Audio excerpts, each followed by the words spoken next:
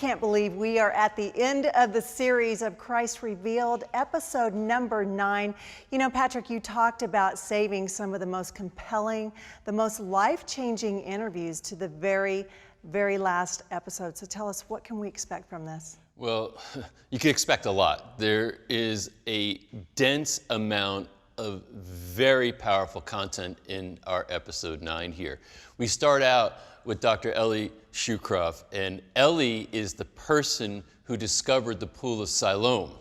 The Pool of Siloam is something very significant biblically because this is one of the great miracles that's best known that Christ performed, where we had a blind man who he had come across when he was by the temple in Jerusalem, and the blind man asked, why am I like this? Am I being punished? And Christ had an amazing message for him, and he asked the blind man to go down to the Pool of Siloam after rubbing mud on his eyes and said, wash this mud off and you will see.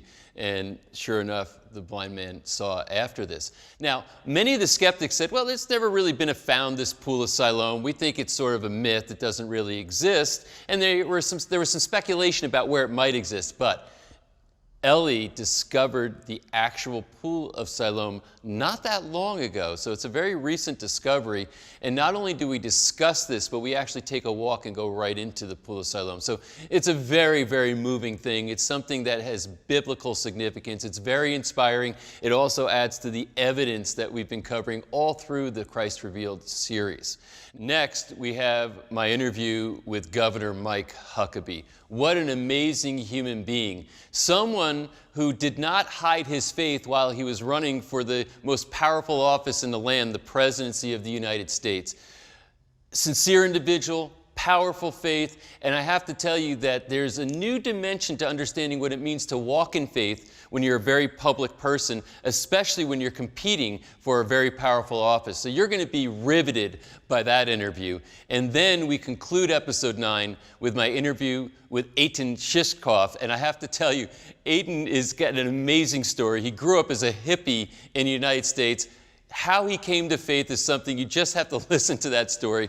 But then he went to Israel, and he's been there for decades, and also as a part of his journey in Israel, had his church firebombed. So you want to talk about somebody who really had to go through a lot of trials and tribulations based on his faith. This is a great interview to end our final episode 9 with. So I really look forward to jumping into this with you. Make sure that you dive all the way into it. You're going to get a lot out of it. Soak it up. I look forward to this experience with you.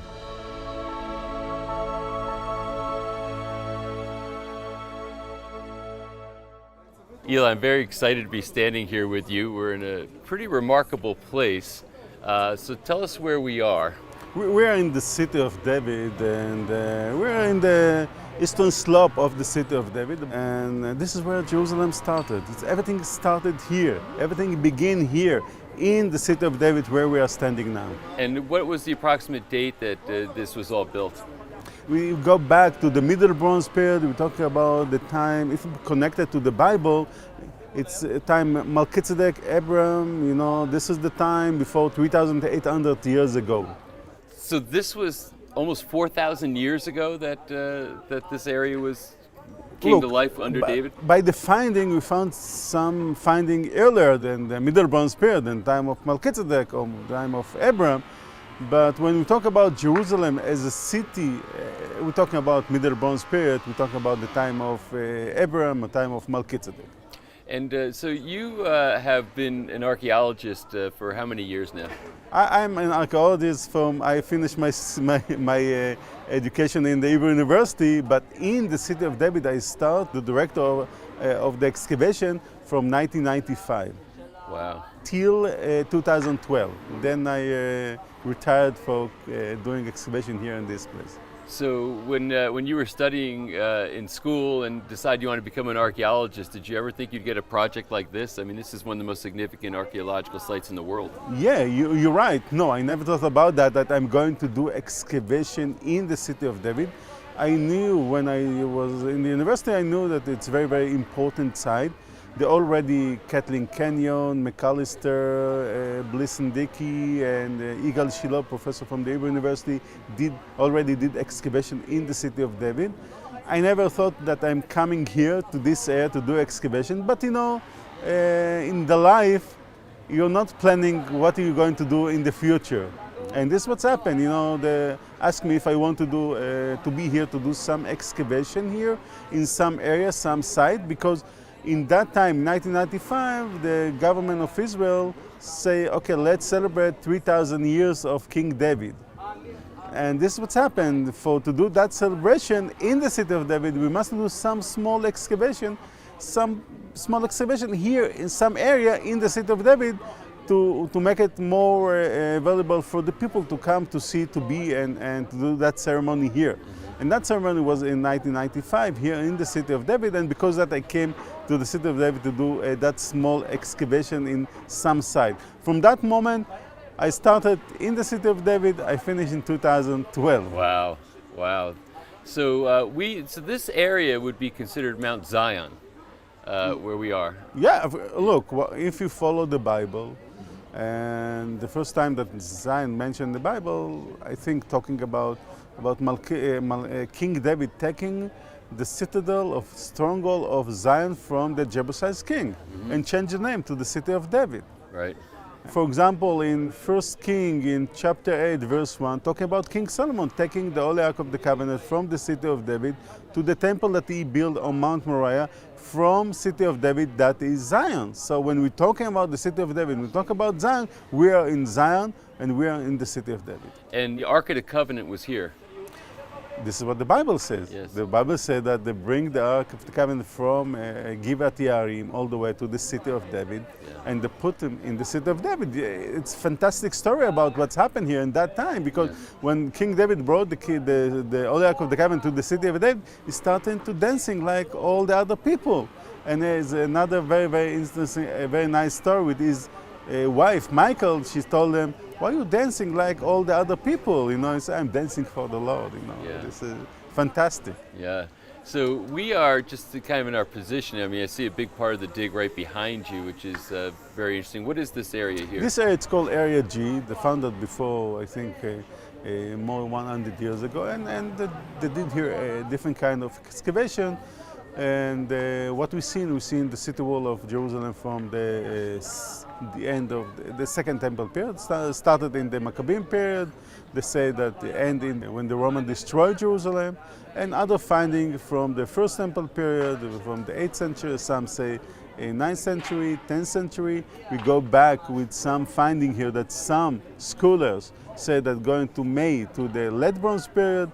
But this is different kind of finding that they found here in this area. It's very, very interesting to understand the field. This is what we are doing when we're doing excavation, to understand what's happened here in the ancient time. Now, when I came in, it seemed like across the street, I think they took off a parking lot and dug down. Yeah. What is over there? I started to do the excavation there in 2003. And what they're doing, you know, they want to build a parking lot. So before you're doing, you're building that parking lot, the modern parking lot, you must do excavation. Right.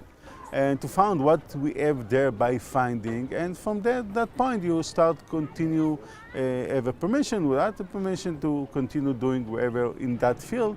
And what we have here there's different kind of neighborhood of Jerusalem from different period, from the First Temple period through the Hellenistic period to the first century, to the Roman, to the Byzantines, and to the Abbasic period, 9th century AD. So we have a neighborhood, and you must understand, Jerusalem is not just temple. Jerusalem is a place where the people was living. Yes. And there's a neighborhood, so the people living in Jerusalem from the time of, for example, Melchizedek through the modern time, today. Yes. So this is what I'm seeing in my excavation. We found there some neighborhood from the different kind of period that was there in the western slope of the city of David.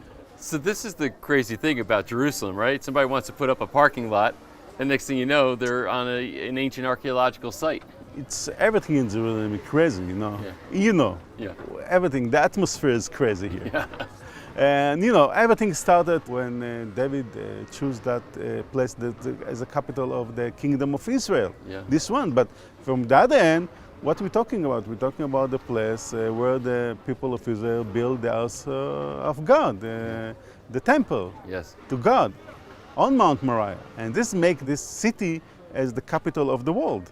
Well, this is an amazing site because you're saying it's on the slope of Mount Zion, but if you look over my shoulder, you'll see like the Mount of Olives, you have the Kidron Valley underneath. So from standing in one place, you see a lot of history all around you, You right? see a lot of history, and like you say, Mount of Olives, you see in the Kidron Valley, and you see all the cemetery here. But that cemetery didn't build today; it's built 1,000 years before, because we have here found here some tomb from the Middle Bronze period, some tomb from the Late Bronze period, talking about 1800 BC or 1500 BC. They found here from the First Temple period the tomb. So this was the cemetery of Jerusalem. It's close to the city, but outside of the city. And so, yeah, so that's the oldest Jewish cemetery in the world, correct? This is the oldest cemetery Jewish in the world. Almost 4,000 years old? I don't know if Melchizedek, I don't know, he wasn't a Jewish, but when you talk about the kingdom of Israel and the kingdom of David, and we are here in Jerusalem, this is one of the earlier cemetery for the Jewish people in this land. So for all the years that you worked in this excavation, what was the biggest highlight for you? Look, there's different highlights here, because different findings that connected to different period. And for example, to find the Pool of Siloam, or the Pool of Shiloh, in Hebrew says Shiloh, to find it, you know. Think about that. Before, like in the 5th century AD, there's a queen named of Dokia. She built a church. She saw the end of the Hezekiah tunnel. They built the church there. She said, this is where was the miracle with the blind man. Period. That's it. From that moment till 2004, all the people, all the Christian people, other people that want to see the Pool of Siloam going there. Today it's close to the end of the Hezekiah tunnel. Above it there's a mosque that built on the top of that church. But from that moment everyone point there. They're going there, taking the water, because they say, okay, this is the water touching the stone, this is where was the miracle, you know. But in 2004 I found the real place, because it's a little bit let's say southeast of where all the people going. And when you're looking, when you see in this area, you see, oh, it's making sense. Why all the people more than 1,500 years going to the wrong place?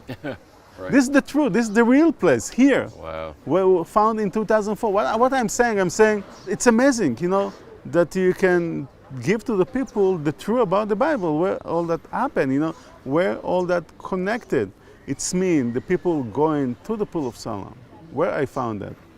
Today, they can sit there, they can read from the Bible. This is the connection, the pool with the temple. Yeah. That pool, for example, found in 2004, and it's a fantastic story. And they get the permission to put the pipe in the place. And I was there because I was walking around the spring. I'm going there, and then I'm hearing that the bulldozer scratching the stone. I didn't saw the stone, because the finger of the bulldozer, it's 1 foot. So everything covered with dirt. No one saw the stone. It's mean maybe it was happened even 1 to 3 days before that the bulldozer scratching the stone. But no one paid attention about that there's something below it. Right. And I said to myself, oh, what's going on? Maybe there's something there. So I told them to stop. And I said, okay, let's clean the dirt. And I told to the guy that is in charge of that work, and he told, okay, I will send my workers. Let's start to take the dirt, and it took let's say 3 inches of dirt. He told me, oh, there's nothing there, but we talk about 1 foot of dirt above it. Right. And I say it must be something there. And I took all the stuff. I started to take off the dirt, and then I found 3 stairs. That's it. Boom.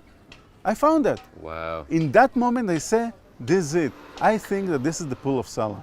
Let's continue the excavation there. You know, then all the people coming, oh, where the money came from. Okay, all that over, and we continue doing the excavation. And then I found all the stairs of the pool, because what it means, that pool, the people walking inside to the water. And then you found the stairs of the pool. You found the ceramic and the coins, and that tell you when they built that pool. Right. And boom, 1st century BC, 1st century AD. This is the pool. This is the Pool of Siloam. So how we can connect the Pool of Siloam with the Bibles. Because what I didn't say I'm going to found the Pool of Siloam, because it's mentioned in the Bible. Mm-hmm. I'm going to Pool of Siloam, I found the Pool of Siloam because I found it. Yeah. Then I go to check what the Bible talks about. And then John chapter 9, talking about the blind man washing his face in the Pool of Siloam. Right. It's amazing. That's it for this particular interview. Thanks for joining me. Really excited to take this ongoing journey with you as we keep bringing more content. If you haven't already, you really should subscribe to this channel. There's a lot of phenomenal content coming down the road into the future that you'll want to know about. Leave a comment down here. I think people would love to hear from you, and then you can hear from them too. If you liked it, go ahead and give a like. It only takes half a second, and share this with people that you care about. The world needs more light in it right now. So thanks for being with me. Hope to connect with you again soon.